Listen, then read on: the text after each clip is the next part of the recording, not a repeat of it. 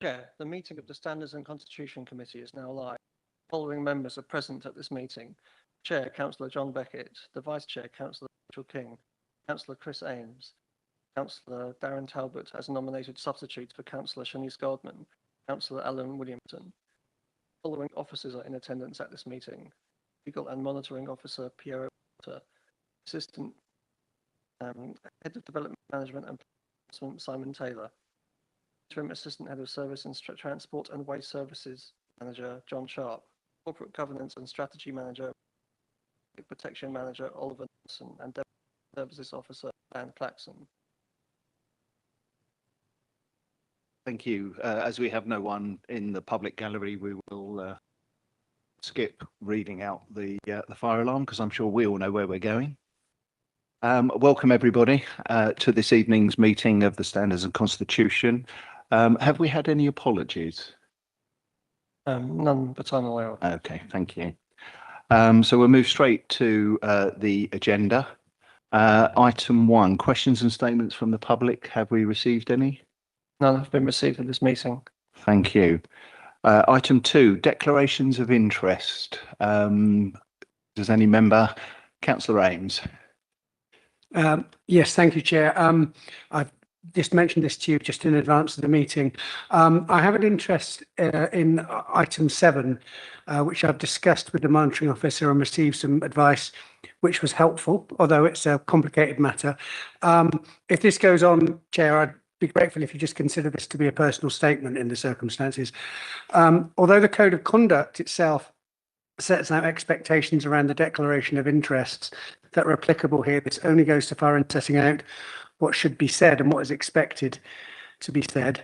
A further complication is that, as far as I can see, please correct me if I'm wrong, beyond the guidance for complainants that's set out at Appendix 1 of item 7, there does not appear to be guidance for the council on handling Code of Conduct complaints or for any councillor who's the subject of a complaint, including one who is the subject of this committee, as I am. So, as I said, please correct me, but I don't think there's any guidance other than the advice I've been given that I should be following. I've therefore chosen to declare, because it's going to be obvious anyway, that I am it's the subject of a complaint in the report, and I'm the councillor described at paragraph 2.65 of the report at item 7 as the subject of 2 complaints. As these are the only 2 live complaints, I feel I must recuse myself of the item when we get there. And as this is the last item of the agenda, as I explained, Chair, I shall just leave at that point. Having felt the need to be transparent about this, because of the existence of the 2 complaints, may lead to public speculation, I'd like to clarify that both complaints are effectively that I raised concerns about transparency failings at the council in too public a manner as a member of the Audit and Scrutiny Committee. I don't believe it's appropriate to use a Code of Conduct complaint to censor councillors' concerns. My legal Councillor Ames, this isn't, you've stated your rationale as to why you are going to recuse yourself. Yes. It's not really the time and the place to discuss the actual complaints against you or the procedure that's against you. So I will stop you there. If I might continue on another matter, I believe that these complaints are unproven and unfounded, are having a detrimental effect. No, sorry, Councillor Ames, you are making a statement regarding the actions against you, and this is not the right place to do so. That would take place in the appropriate form. And what I'm saying, Chair, is having to recuse myself, which you have done, which I have done, means that I am now being prevented from playing my role as a councillor at this meeting. Correct. And I do not believe that it's fair that on the basis of a complaint, this essentially has the effect of censoring me as a councillor, that even before the complaint is being dealt with, I am being required to recuse myself on an item that I would have quite a lot to say. That is exactly what our Code of Conduct actually says. I don't think it does. I believe I will refer to it does. And I have sought legal advice. So that, as far as I'm concerned, is the end of the matter. But thank you very much for raising this evening. If I might make one further comment, before I leave, I've put on record what I believe is the absence of a fleshed out procedure for complaints. I trust my fellow committee members will see fit to return to this in my absence. if somebody would like to contradict me on that point, I don't believe there is a written procedure for dealing with these complaints. And other than something that's a public facing document, I'll leave that with you, Chair, Thank to you. return to in my absence, but I've put that on record. So I'm going to hope that other councillors might be somewhat concerned to see that lack of a procedure. Thank you, Chair. Thank you. Thank you for bearing with me. I told you it would turn into a personal statement. Okay, we move to item 3, which is minutes of the previous meeting. Can I take those as agreed? Yeah, okay, I will sign those after the meeting. So we move to item 4, update to the Constitution. So what I will do is I will pass over to Piero. Thank you, Chair. Members, so you've got a report before you regarding item 4. There are 2 elements to this, and as a number of members will have noted, there was an addendum published a couple of hours before this evening's meeting. So mindful that we have a number of heads of service available to answer any questions regarding Appendix 1. What I'm going to suggest is if members of this committee have any questions regarding the changes, the updates in Appendix 1, if we can take that first and then perhaps come back to the addendum and changes to the report afterwards. Thank you. Yeah, obviously I'm very conscious that officers are here, and we will, once the item has been finished, you're more than welcome to leave. Any councillor Ames? Can I raise a point of order, Chair? It's about what we're allowed to discuss at this meeting. As I think you know, Chair, we're going to discuss the scheme of delegation. And as you and other members will know, I've been told by a senior officer that this issue is exempt, by which is meant exempt from disclosure, with public discussion prohibited. Sorry, councillor Ames, if we get into, you need to refer to what standing order you are going to raise as a point of order. Which point of order under the Constitution? Which standing order are you raising this issue? If you don't, It's my right to speak on this matter. Yes, and you have referred to the correct standing order within the Constitution. Yes. And which standing order are you raising? Are you to say that we're to be, can I just have some guidance, Chair, as to what's allowed to be said on this matter and what's not allowed to be said? If I may, Chair, I think that the position with points of order are quite clear, councillors. So if you're proposing to make a point of order, you need to direct the Chair to which standing order you're in reference. I'll come back to you. Thank you. Okay. Any other councillor have any questions regarding Appendix 1 or the report for item 4? Okay. Well, so can I make some points now? if they are relevant to the report, and Thank you. And please stop me if you think I've said something, because I've tried this before. I mean, what happens at this council is that people are told things behind the scenes that they're not allowed to say, and then we try to get clarification, and it doesn't actually happen. Councillor Chin and I have been warned to be circumspect about what we can and can't say in public about the scheme of delegation. It's been declared to be an exempt issue. So I'm going to struggle a bit here. I believe that the scheme of delegation that we are discussing, whereby there's a 2-part scheme of delegation, derives from good work by Mr. Ionta in July 2023. And I believe it's a matter of public record that at that point, the council went into a closed session, that we made urgent changes as an urgent piece of business, and that subsequently it's also a matter of public record that the council failed to tell its auditors that this had happened. Now, are we allowed to discuss that and the implications of that, Chair? It's probably best if I deal with that directly, Thank Chair. you. So the purposes of this evening and this report are limited to the contents of the report. So if members have any questions relevant to Appendix 1, now's your chance to raise them. I then need to, as I said, when presenting the report, go on to item 2, which is the addendum and the changes to the recommendation. Matters relevant to items within the terms of reference of another committee should be discussed at that committee, not at this committee. So if I could just remind members, we've invited comments on Appendix 1. So are there any comments on Appendix 1? Thank you. Sorry, Chair, I seem to be overstepping my mark. Do tell me if I am. No, that's what we've established. But in terms of the changes, I just wanted to introduce what the changes were because I'm mindful members may not have had a chance to read the addendum. And if anyone's watching us on the live stream as well, they may not have had a chance. So if I can go on to that, and then let's see if there's any questions relevant to those that we can assist members with. So as members will be aware, changes and updates to the Constitution, any of the appendices, so not just the scheme delegation, but anything at all, where possible, come to this committee.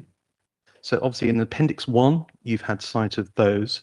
What has come to my attention, and for which I offer my apologies to this committee for its late notice, is that further to an internal audit report regarding decision making, which was noted by Audit and Scrutiny Committee, both in its work programme whilst it was ongoing last year, and at its November 25 meeting, where it was noted that that audit had been completed.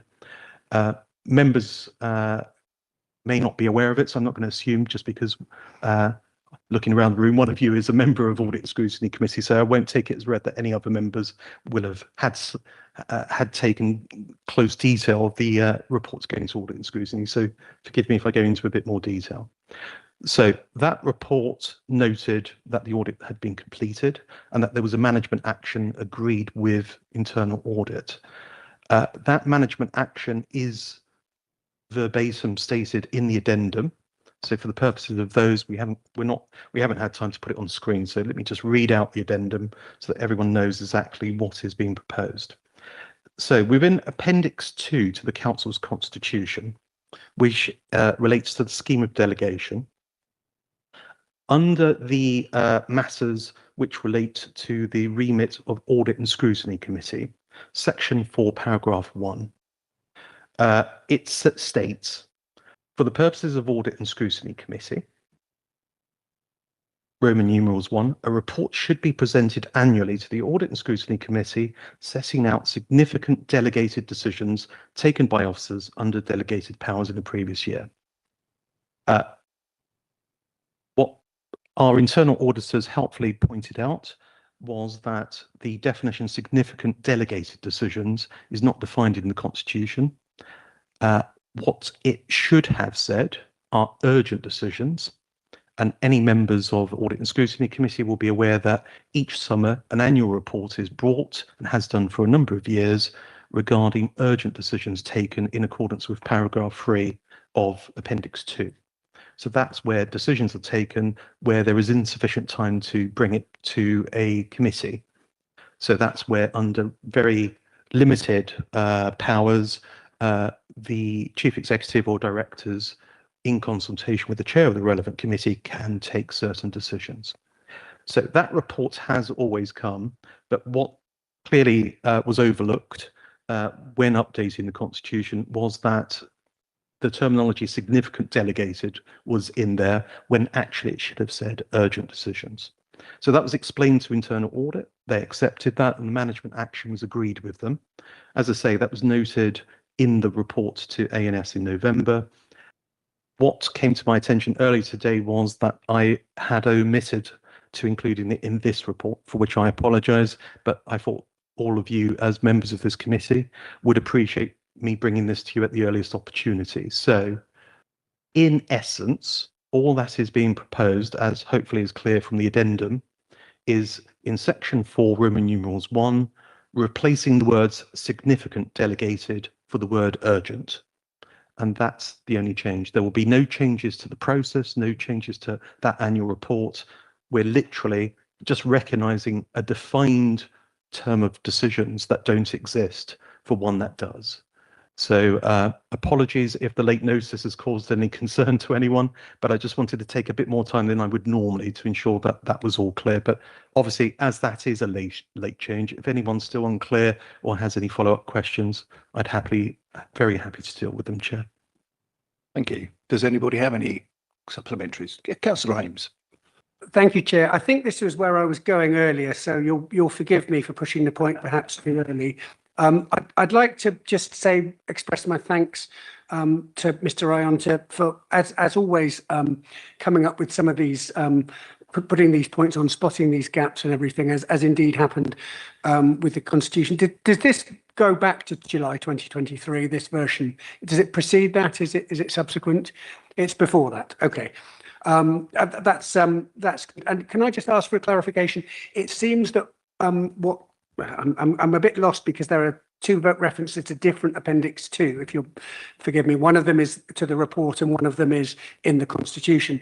Appendix 2 relating to the mechanism by which somebody would be nominated to be an honorary alderman. Is that being dropped now? Is that what we're asking? And can I ask for an explanation of that? Because I thought, here we are again, there's a missing provision. Somebody spotted it. That's probably good rather than these things appearing out of the ether. So I was going to say well done, but now it seems to have vanished as fast as it's come before us. Thank you. I would say that that item was dropped with the agreement of all of the group leaders, because there was further discussions with them, including Councillor Chin. Is there anything else to add to? No, Chair. So just for the avoidance of doubt, the Appendix 2 that we're referring to there was the proposed process, which was attached and published with this report. The addendum makes clear that will not be progressed. So if you vote for the amended recommendation this evening, we're not adopting that process for the reasons that the Chair just outlined.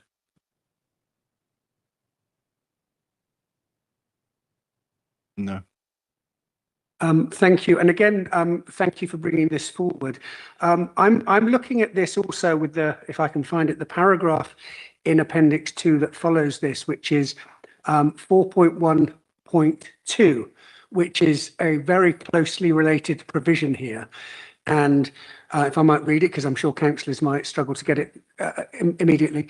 Any councillor may request that, with the exception of decisions made by the Planning Committee and licensing hearings, decisions taken by officers under delegated powers are scrutinised by the Audit and Scrutiny Committee. And I think Mr. Anter alluded to this earlier. I am declaring I'm a member of that committee. That will come before me. I'm interested that we've got a process by which there is a report, which is probably for noting on an annual basis, followed by a scrutiny process, a call-in scrutiny process.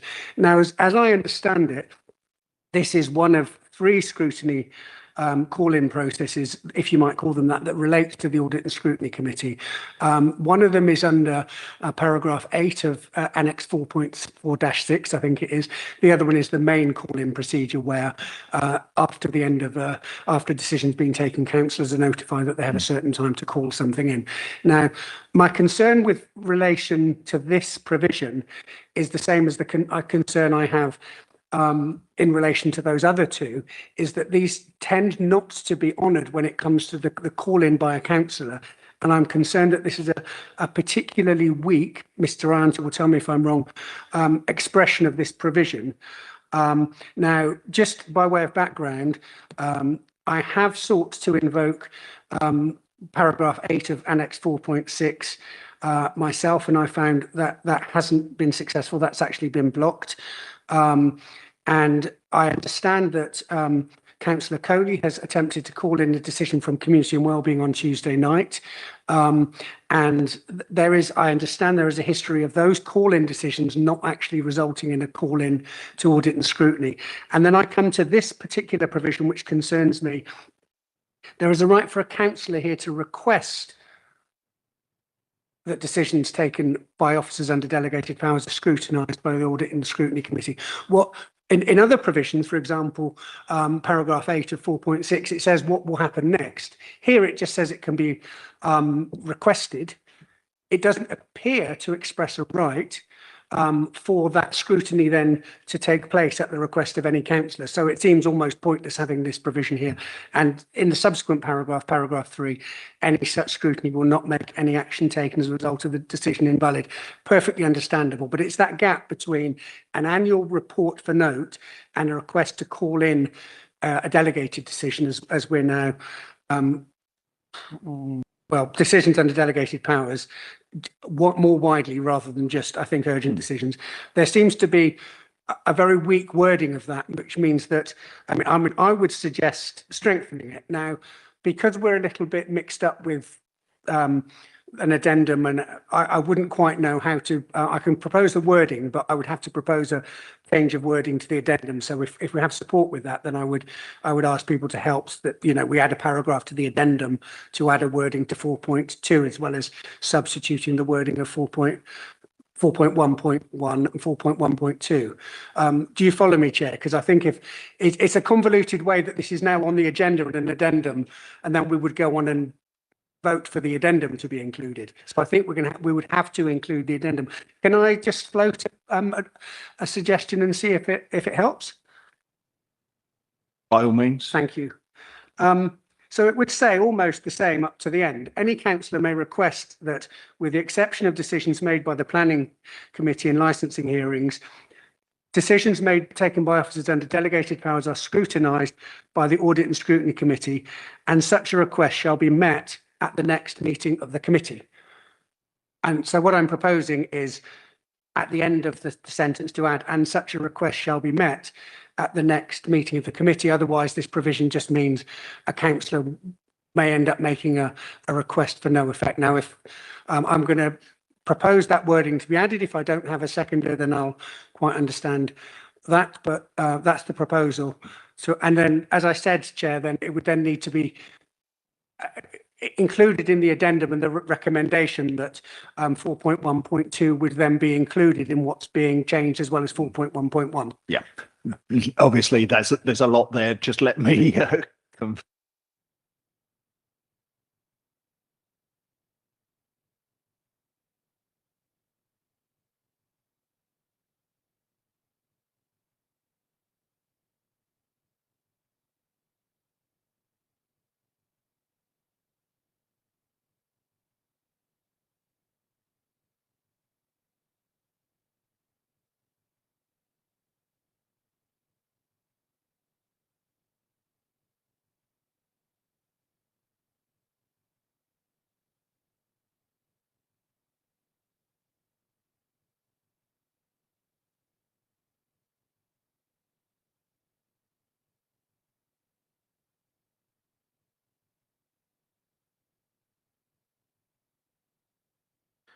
Chair, forgive me.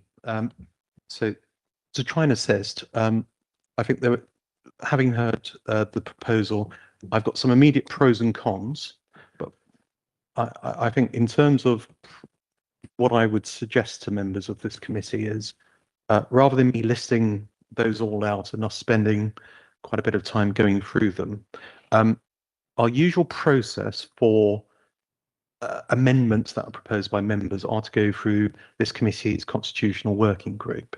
So, you know, and I should probably say this at the forefront. What I'm about to say is not a criticism of anyone, and certainly not Councillor Ames, because you've only just had sight of this addendum this evening. So if we can take that as read, the process, the reason why this committee has a working group is so that, and the working group, just again, for the purposes of the public watching and for members present, consists of all political group leaders. And the purpose of it being dealt with there rather than here, as is being suggested, is so that we can look at these in depth, we can flesh out the pros and cons, we can consider the resource implications of what's being proposed, and then take a view whether or not the working group recommends this committee goes forward with it.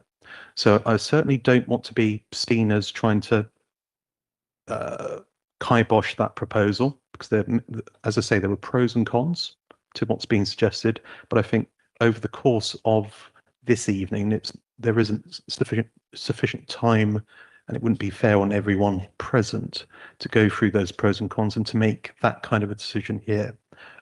Just for the purposes of this committee, it's probably fair to say when CWG last met, I think it was September last year, in light of local government reorganisation, the agreed position of all political group leaders was, in terms of the constitution, other than necessary changes, so i.e. Appendix 1, the case has been put to you all on behalf of the relevant heads of service who are present this evening, why they need and their officers need those extra delegations. And likewise in the addendum, you know, an action which needs to be adopted further to an agreement with our auditors. Other than those kind of examples, any other changes would not be explored due to the priority needed to be given to LGR. Now, in light of what Councillor Ames has said, I think it's only fair to him that if that's a proposal he wishes to make, that go back to group leaders for consideration, and they can take a view as to whether or not that would be a reasonable use of resource. That senior officers can then explain what the pros and cons are, and that could come back to this committee at its next meeting. And forgive me, I don't have the calendar in front of me, so I'm not sure when we're next due to meet. So as I say, I'm not trying to say no, but I can see problems with that suggestion, and I'd rather enable both Councillor Ames, who's proposed the amendment, to have more time to make the case as to why that wording should be there, and likewise then the working group to have due time to consider if that's a corporate priority or not. So forgive me for a long answer. No, that's absolutely fine. Councillor Ames, is that acceptable to you? Chair, I think I would just like to make the proposal, and then if members don't want to support it, that's up to them. And frankly, Chair, if I don't get a seconder for the proposal, then it's not going very far anyway. But I'd like to make the proposal. I would like to say the position with regard to the Constitution Working Group is somewhat mixed, and we have various things that were discussed at great length, taken forward, some brought to council. Some priorities like installing Councillor Dalton as the leader of the council seem to be an absolute priority, to have that title. Other things, essentially here, I'd say this is something that's brought about by a change that's being made in parallel to the preceding paragraph, and I would say it's essential here. I'm not sure it will make any difference to how this works, because how this works will actually depend on how officers and the chair of the committee actually implement this change anyway. I think it's very important to make clear what the rights of councillors are. Councillors have a call-in right. Councillors have a right to place items on the agenda of the Audit and Scrutiny Committee. Councillors, in theory, have a right to request a call-in of what's here defined as a delegated decision. I don't know if that needs to change in relation to 4.1.1. These rights of councillors, and I'll say this because this is the Standards and Constitution Committee, these rights of councillors are just being ignored. Councillors have these rights. They try to exercise these rights for call-in. This one has no basis behind it, so I'm not surprised. Paragraph 8 of Annex 4.6, requests are made by councillors. There's an attempt by councillors to bring scrutiny about through the Audit and Scrutiny Committee, of which I remember. When those attempts are made, somewhere in the ether there's a response: oh, we're far too busy to do that, we can't do that, we don't want to discuss this, and those are knocked back. Now, as this council winds down towards the end, we have an increasing position whereby the administration, by which I mean the Residents' Association, blocks scrutiny of a number of basically what you would call foul-ups here, whether it be the scheme of delegation, etc., through to the recent scandal over the Rainbow Centre, which people will have read about in the media. And as that happens, rules about secrecy are being used to block scrutiny, public discussion, and everything. And the main object of the Residents' Association administration seems to be to stop the public finding out quite how bad they are by preventing things being aired in public at some of these meetings, including, as I said, the Audit and Scrutiny Committee, of which I'm a member. I know there was an attempt after the LGA peer review to neuter the Audit and Scrutiny Committee. I mean, that's basically what's happening now. All of the attempts at call-in are being blocked by the RA and by officers. It's just simply being blocked. And as I said, some councillors are told that they're really pushing too hard and complaining about a lack of scrutiny. This council is not being run for the benefit of the RA. This is being run for the benefit of residents knowing what's going on. Thank you. Thank you for your statement, most of which actually is relevant to ANS and not to this committee, but I take your points. So I think to ask the question, do you have a seconder for your proposal? No. So Thank you, Chair. That was to be expected. And if I might just say that this is an item about what happens at audit and scrutiny as defined by this committee. So we're discussing the proposal to change what happens at audit and scrutiny in 4.1.1. That's exactly what we're doing here. Yeah. So I will go back to you and go back and ask you the question. Would you like this in the fact that it has failed this evening? Would you like this item to go to the CWG, where it can be discussed in more detail? That's very kind of you, Chair. Yes, I would. Thank you. Thank you. That takes us back to the report.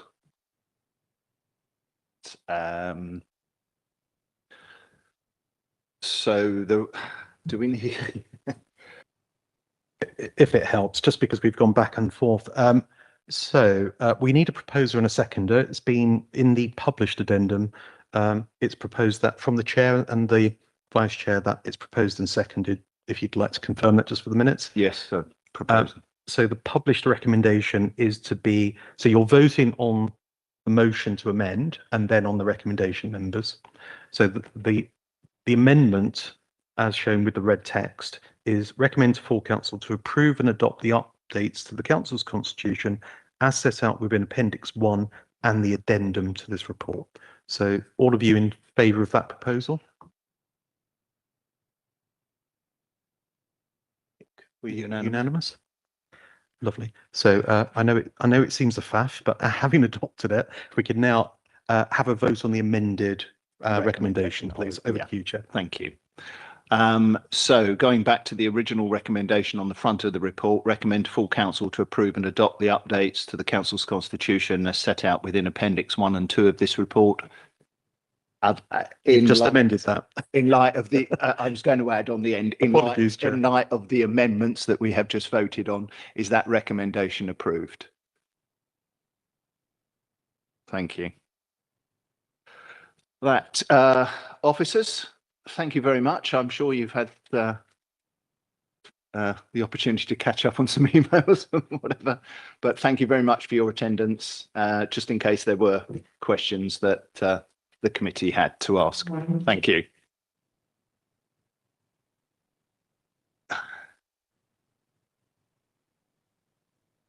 That takes us to item 5 on the agenda. Contract standing orders 25 to 26 update. Is there anything, Will, that you would like to introduce onto the report other than what's already included? I'll keep it very brief. Just in case people aren't aware, the contract standing orders are essentially our rules on how we procure, purchase, buy goods, services and works. Officers review these every year just as part of our business as usual. And if we identify any updates that we think are significant, we bring them to this committee with the view of a recommendation to full council to update the contract standing orders, which form part of our operating framework. But happy to take any questions. Going to the report, does any member have any questions? No? Okay, thank you. I'll go to the recommendation then. I recommend full council approve the revisions of the contract standing orders attached Appendix 1 to this report. Is that agreed? Thank you. Thank you, Will. Item 6, community governance. Bear with me.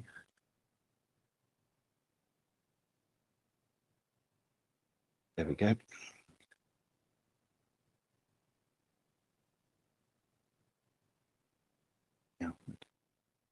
Thank you, Chair. It's a brief report, just to put it into context, members. So further to the Council adopting a number of strategic priorities at its meeting on the 6th of May. Each priority is reported back to its host committee. CGR, so the Community Governance Review, is a constitutional matter. So as this is the first meeting of this committee since those priorities were adopted, we've brought this report just to afford an update to this committee. As fate would have it, you had a very detailed report back in December at full council, which set out all the details, which is why this is just a very light report, drawing your attention to the priority, what's happened, as set out in the report that went to full council on the 9th of December, and in paragraph 2.4 of this report, what has happened since. So, as I say, this is just simply an oversight report, not to debate the pros and cons of CGR, but to ensure that this committee is aware of its progress. And if there are any questions further to the content of the report, happy to take them, Chair. Thank you.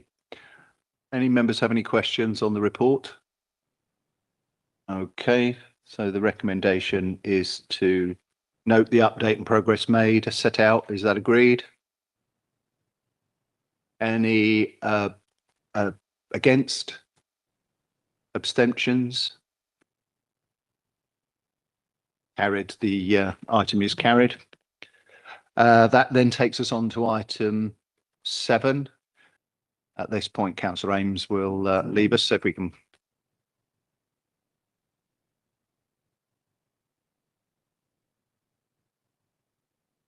Good night, all. Thank you for your time. Thank you for your time, officers, particularly for attending this evening. Good.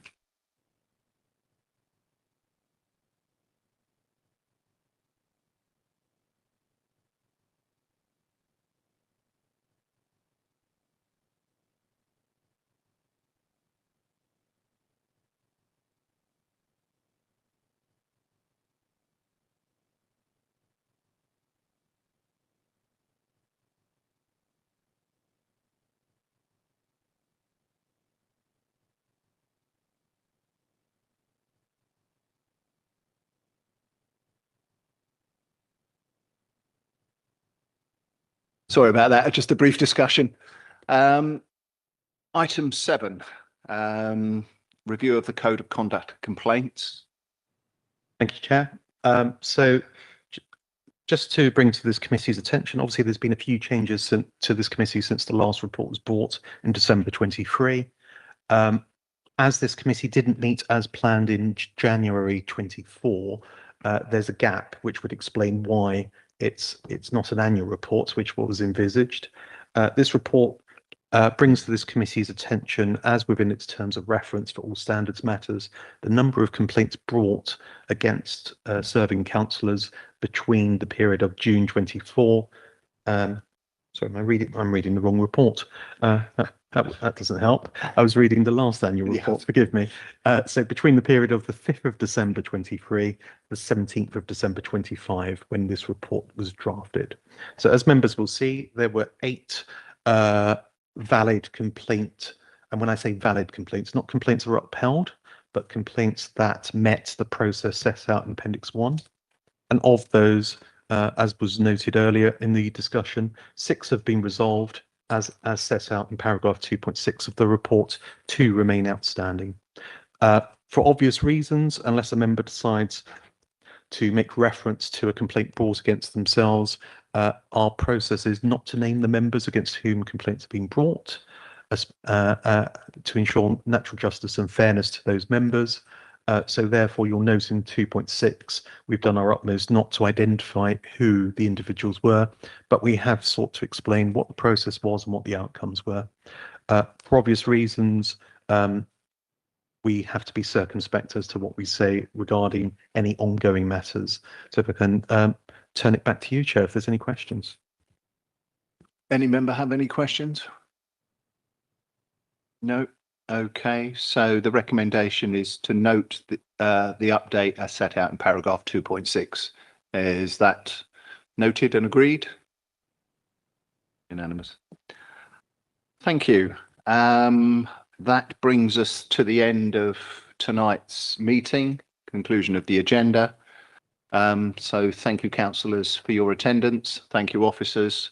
And the meeting is now closed at 8:10, if that clock up there is correct. So